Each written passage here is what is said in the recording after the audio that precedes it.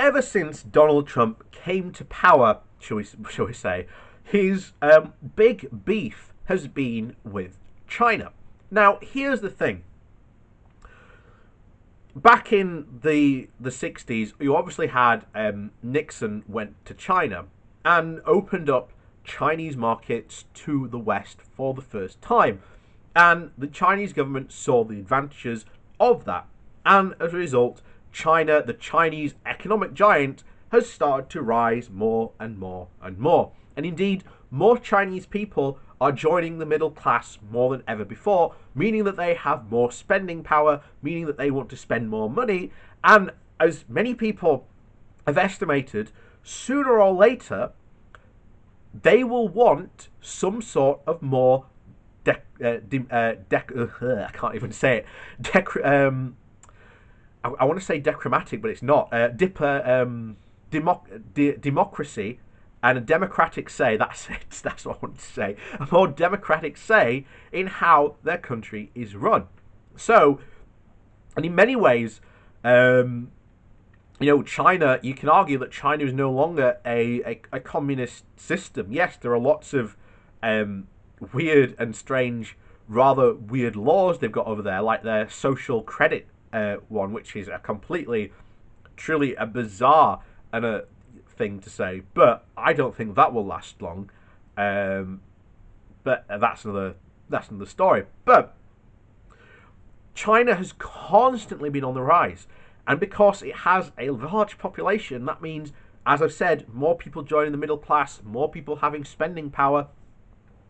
Their economic power is going to go up. Now, interestingly enough, if you know anything about the history of trade, which in itself is actually quite a fascinating subject, indeed.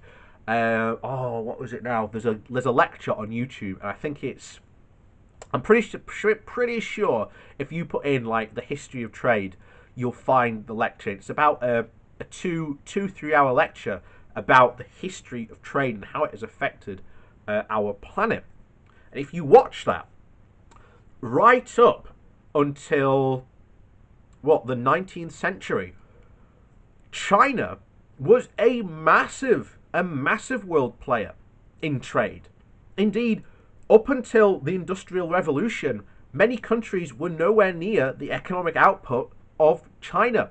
What happened was that the empires started to, obviously with their economic and industrial might, started to get around and started saying, well, hang on, the only thing China wants from us is silver, so we're having to send all this silver to China to get tea, of all things, and cotton and other various raw materials, but we're not getting anything back in return because all the Chinese wanted was silver.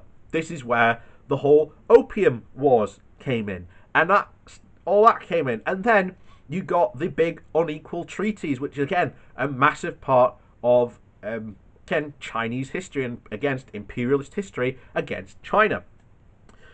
And now we are seeing that once again China has sort of reawakened into its role that it held for years, for decades in history. And not only that, it has its own industry and economic muscle now. And as a lot of economists have said, the reason why Donald Trump is so desperate to put it down is because it's more than likely China will become the number one economic superpower. It's inevitable. The country is pretty much built to do that. It's like, when Germany formed, all these different princedoms and principalities all came together, and it was just, a natural superpower.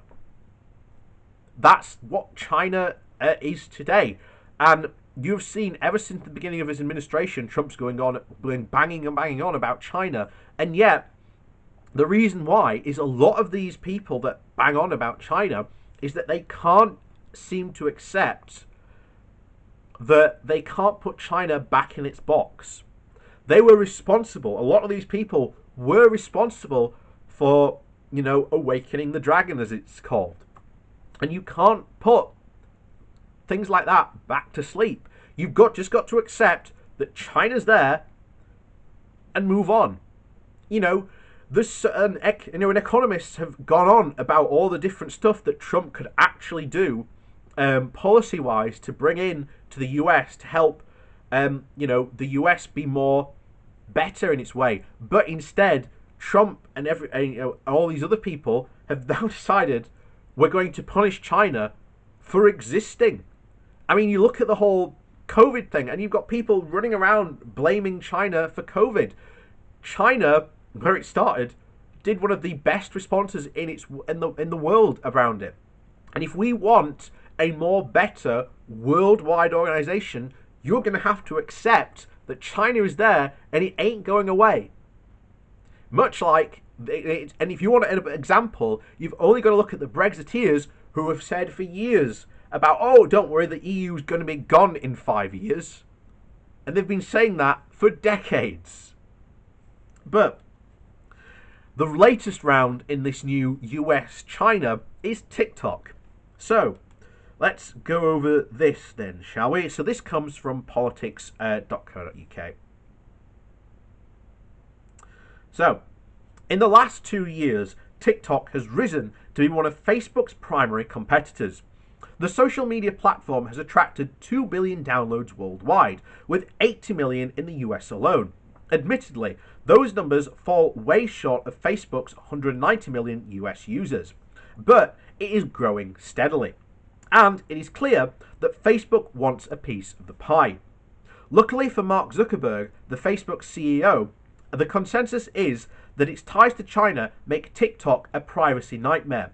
Article 7 of China's National Intelligence Law, which was passed in 2017, states that any organization or citizen shall support, assist, and cooperate with state intelligence work in accordance with the law and to maintain the security of all knowledge of status intelligence work. That legislation leaves little to the imagination. Every director for cybersecurity and data privacy at Huawei previously admitted that the law can be used to force organizations and individuals to provide assistance with work regarding to state security.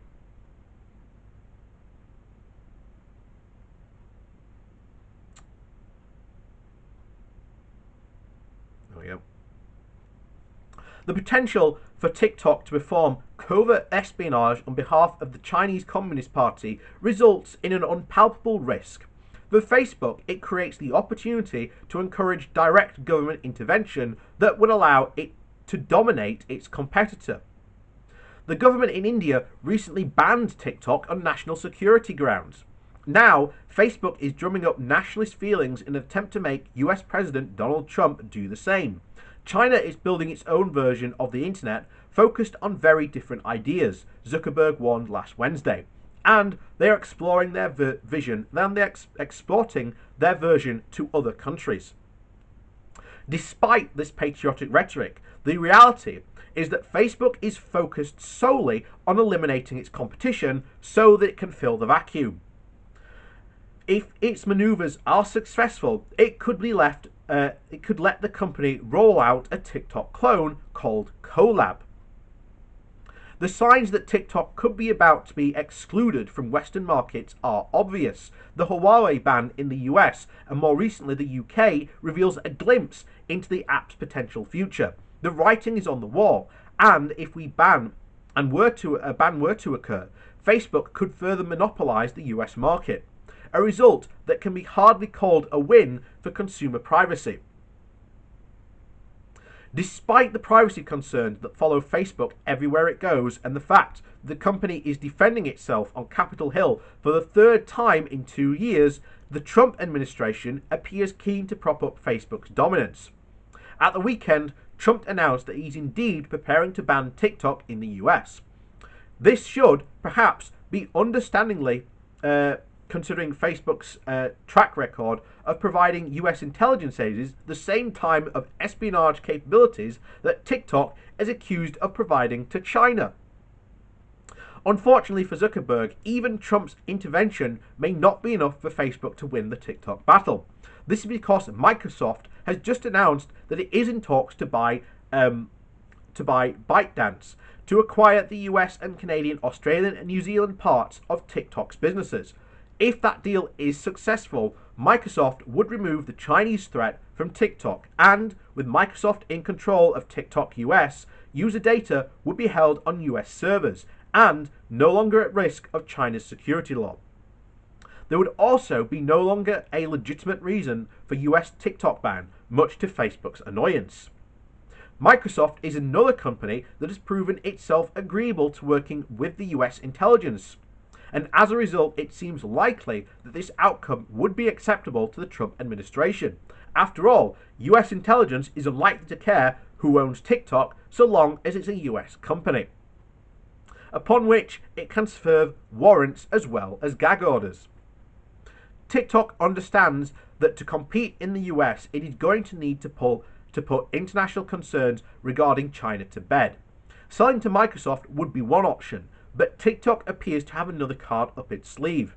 At the end of last week, its CEO, Kevin Ma, announced that the firm is going to open a transparency and accountability center that would give third parties the opportunity to analyze the code that drives TikTok's algorithms.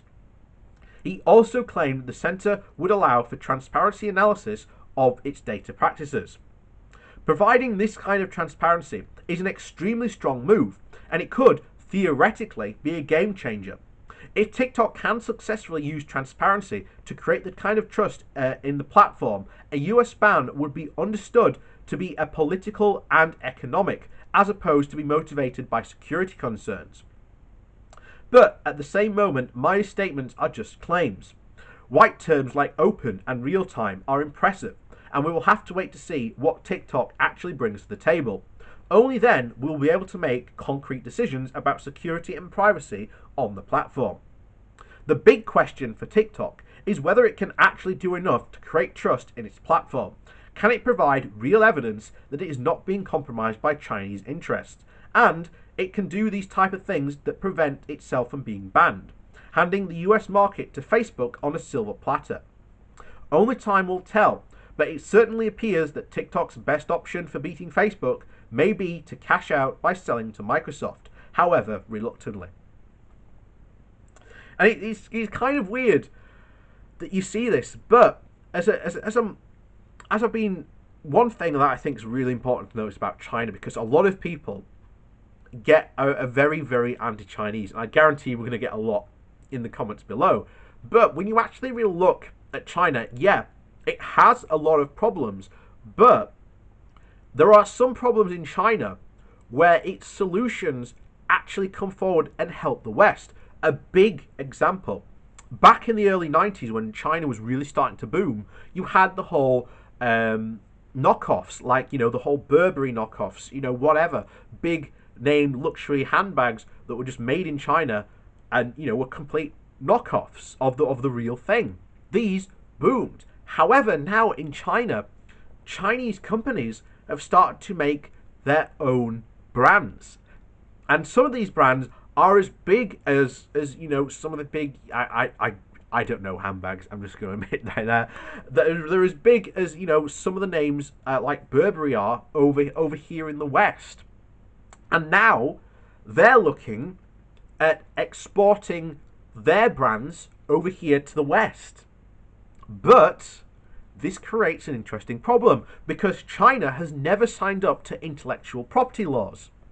But a lot of these companies are now starting to realize if they start to export to the West, then they're going to be subject to cheaper knockoffs, which will again affect their bottom line. But these companies have now started to push to sign up to the intellectual property laws that pretty much all the other countries around the world sign up to. So as you can see, China is a very, very complicated place, and it's not going to be an easy overnight decision. I think this is going to take many years to really sort out with China. And yeah, there's good things about China, there's bad things about China, but you know what? You don't solve the Chinese problem by trying to ignore it or just trying to exclude it from problems that China has every right to participate in the world. And trust me, some of the big world problems we need to solve are going to involve China's cooperation, especially climate change and things like, world pandemics are important for them to have on board. And they are on board, especially with the whole, there's all this, you got the whole thing at the start of, oh, China didn't tell the World Health Organization. They did tell the World Health Organization. They just didn't realize how quickly this virus was just going to spread. But they were they did everything the WHO asked for. And now Trump has gone, well, we're just going to leave them. Well, America's left the World Health Organization. You're like, what?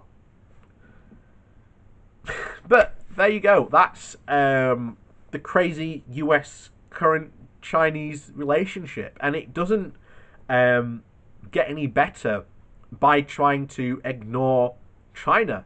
The US, if it had any reason about it, would be sitting down and negotiating with China. Like it would say, you can't go stealing all our jobs because our country needs jobs as well. I'm pretty sure you could find solutions if these two countries sat down together and actually talked about it. You get more done by working together, like the EU, than you do out of it. So, there you go. Thanks for watching, and we'll see you all next time. Please do remember to like and share this video around, and please do subscribe to the channel as well.